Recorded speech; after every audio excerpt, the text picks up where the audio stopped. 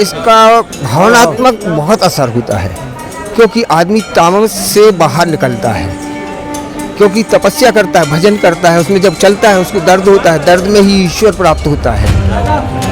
तो इस तरीके से जब उसको अनुभव होता है वो अपना जीवन, क्योंकि वह उस टाइम पे अकेला रहता है, अपनी कांवड़ लिए हुए अकेले रहता है, वह अपने जीवन का स्वयं का आकलन करता है उस पीरियड में। अनेकता में एकता जो देखने को भारतवर्ष में मिलती है वो इन्हीं सब वजह से है, चाहे वो कांवड़ यात्रा हो या हिंदू धर्म के इतने सारे तीज त्यौहार हैं, इतनी सारी अच्छी चीज़ें हैं कि भारतवर्ष में हर 15 किलोमीटर में नियम, पूजन और तीर्थ बदल जाते हैं। परिवार में जो विभिन्न प्रकार के विघ्न बाधाएं होती हैं किसी भी प्रकार की, तो मनुष्य जो है अध्यात्म का सहारा लेता है और देव स्थानों की ओर रुख करता है। वही प्रतीक एक कांवड़ यात्रा का है कि लोग अपने मनोकामनाओं को अपने ईश्वर जो आराध्य हैं भोलेनाथ, उनके चरणों में रखते हैं और उनके स्थान से एक यात्रा प्रारंभ करते हैं।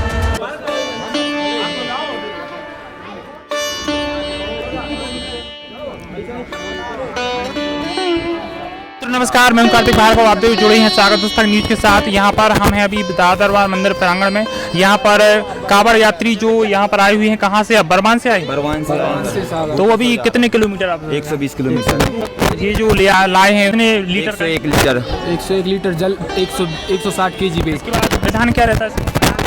विधान महादेव पे चढ़ाया जाएगा, उसके बाद समस्त जो भक्तगण हैं उनको बांटा जाएगा। अच्छा, जिस प्रकार से आप यहाँ पर रुके थे तो इसी प्रकार से अन्य जगह भी रुके होंगे? बरमान से हर जगह रुके हैं और बाकायदा सम्मान होता है। अच्छा, मंदिरों में रुके हैं कि कहीं और? मंदिर में, हर जगह मंदिर में मिलती है व्यवस्था।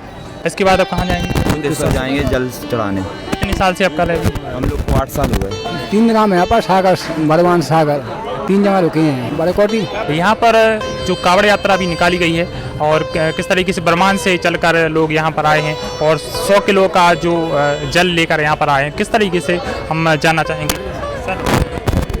ये प्राचीन मंदिर भूतेश्वर देव हमारे भगवान जी के स्थान से चलकर नर्मदा जी से जल लाकर यहाँ दादा दरबार में विश्राम करके यहाँ पर भाई शैलेश जी द्वारा उनका सब कांवड़ियों का सम्मान किया जाता है दादा दरबार परिवार के डॉक्टर नितिन कोरपाल जी द्वारा। और यह चौथा वर्ष है जब ये सफल आयोजन भूतेश्वर के जो भक्त हैं उनके द्वारा किया जा रहा है। और हर वर्ष यहाँ पर बड़े गाजे बाजों के साथ यहाँ विश्राम के बाद सपरिवार ये लोग भूतेश्वर मंदिर जाते हैं और वहाँ पर उनका समापन होता है। और सारे कांवड़िए जो है बिल्कुल स्वल्पाहार, मतलब जो उपवास रहकर और पैदल नंगे पांव चलकर धार्मिक आस्था का, सनातन धर्म के प्रति अपनी आस्था जागृत करते हुए और आपके चैनल के माध्यम से इस बार उनको प्रचार प्रसार मिलेगा, उसके लिए मैं धन्यवाद देता हूं। और सनातन धर्म की जय के साथ सनातन चैनल की जय करता हूं। धन्यवाद। मैं अंकलेश्वर दुबे, पूर्व अध्यक्ष जिला अधिवक्ता संघ सागर। बोलो दादा दरबार। अभी जो 72 साल में ये श्रावण आया है, मेरा ऐसा मानना है कि अनेकता में एकता जो देखने को भारतवर्ष में मिलती है वो इन्हीं सब वजह से है, चाहे वो कांवड़ यात्रा हो या हिंदू धर्म के इतने सारे तीज त्यौहार हैं, इतनी सारी अच्छी चीज़ें हैं कि भारतवर्ष में हर 15 किलोमीटर में नियम, पूजन और तीर्थ बदल जाते हैं। ऐसे ही एक कार्य जो कि सागर नगर के सिद्ध प्रसिद्ध मंदिर भूतेश्वर मंदिर में ये कांवड़ यात्रा प्रारंभ हुई है, इसको चौथा वर्ष है।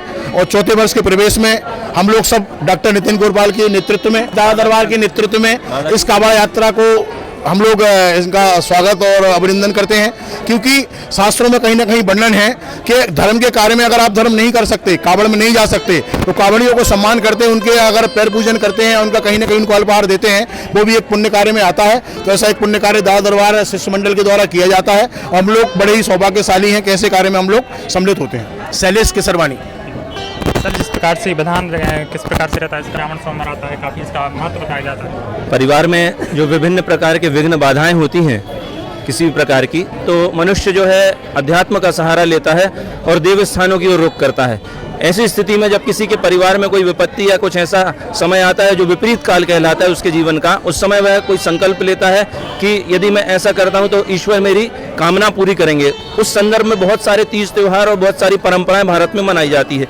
वही प्रतीक एक कांवड़ यात्रा का है कि लोग अपने मनोकामनाओं को अपने ईश्वर जो आराध्य हैं भोलेनाथ, उनके चरणों में रखते हैं और उनके स्थान से एक यात्रा प्रारंभ करते हैं और निकट जो प्रसिद्ध नदियां हैं, वैसे सप्त नदियों का जो भारत में विधान है, उनमें से एक हमारे लिए सौभाग्य है कि 110 किलोमीटर पर स्वयं नर्मदा जी जो शिव की पुत्री हैं वे प्रवाहित हो रही हैं। तो सागर में भूतेश्वर मंदिर कई सैकड़ों वर्ष पुराना है।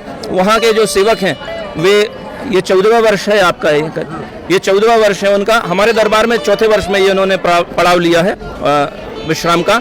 14वां वर्ष है। उन्होंने जो संकल्प लिया होगा कि हमारे मनोकामनाएं पूरी होंगी तो हम ईश्वर को, भोलेनाथ को कांवड़ समर्पित करेंगे। नर्मदा जी का जल पैदल लौटते हुए, यहाँ से वे जाते भले ही वाहनों से हैं, लौटते हैं तो वे पूरा जो कांवड़ वहाँ से पूजन के साथ भरते हैं, नर्मदा जी का प्रतिमा को साथ में रखते हुए, और वे अपने पात्र में भर करके पैदल चलकर आते हैं। 110 किलोमीटर जैसे सागर भूतेश्वर है, और यहाँ पर आके वे अभी शाम को यहाँ से दरबार से प्रस्थान करेंगे शोभा यात्रा के रूप में, और परिवार सहित यहाँ से जाकर के भगवान को जब समर्पित करेंगे तो उनकी मनोकामनाएं पूरी होती हैं। तो कहने का तात्पर्य ये है कि ये परंपराएं हमारे इस काल में जीवित हैं। इनके लिए हम इनका धन्यवाद देते हैं कि इनके परिवार सहित ये सम्मिलित होते हैं, और ईश्वर से हम अपने दादा से, क्योंकि हम तो यहाँ के सेवक हैं, हमको यहाँ आने का अवसर मिलता है, तो अपने दादा से निवेदन करेंगे कि इनके परिवार की मनोकामनाएं पूरी हों और वे ऐसे ही धर्म की सेवा करते रहें। धर्मो रक्षति रक्षता है, ये कहा गया है। तो धर्म रक्षा करता है और ईश्वर उसका प्रसाद हमको देता है। तो अध्यात्म की ये पताका फहराते रहें और हम सभी को सेवा का अवसर प्रदान करते रहें। भूतेश्वर भगवान की जय, दरबार की जय। धर्म की जय, अधर्म का नाश हो, प्राणियों में सद्भावना हो, विश्व का कल्याण हो। नमो पार्वती। हमारे साथ ऐसे कांवड़ यात्री हैं जो लगातार 14 साल से आप सहयोग दे रहे हैं। 14 साल से नहीं, मैं 8 साल से 8 साल से सहयोग दे रहा हूँ इसमें।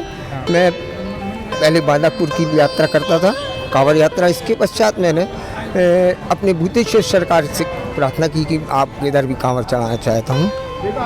तब मैं हमारे बांदापुर के साथी गोपाल विश्वकर्मा रैकवार जी ने के द्वारा सहयोग लेके हम दोनों जन गए और अपनी कांवड़ यात्रा को धीरे धीरे आगे बढ़ाया और इस तरीके से वो कांवड़ चढ़ाया। और फिर इसके पश्चात में आज दादा दरबार में हमेशा पहली बार भी आया था, तब रुका था। पंडित जी नहीं मिले थे मेरे लिए। सहयोग आपको कब से शुरू हुआ? मतलब शुरुआत अपन ने की थी तो संघर्ष हमारे लिए संघर्ष ज़्यादा नहीं करना पड़ा। दाता की कृपा रही कि हमारे लिए ये वृंदावन भैया तुरंत सहयोग करने के लिए खड़े हुए। इस तरीके से कई जनों ने हमारा सहयोग किया।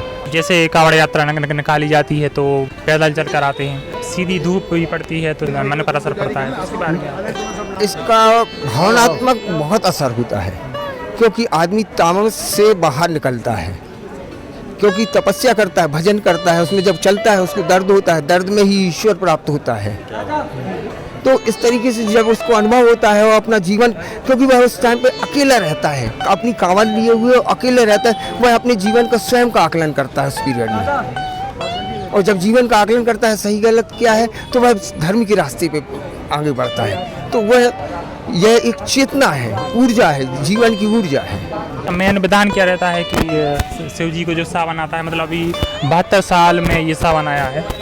हम लोग की मनोकामना के लिए हर साल कांवड़ चढ़ाते हैं और मनोकामना पूर्ण होती है। सहयोग कौन देता है इसमें?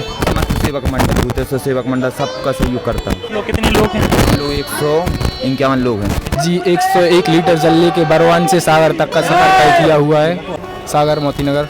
अभिषेक बघेल और ये जय प्रजापति, जित्तू यादव, तरुण रैकवार और मयंक साहू, राजा दीक्षित, हुड्डा, समस्त सेवक मंडल।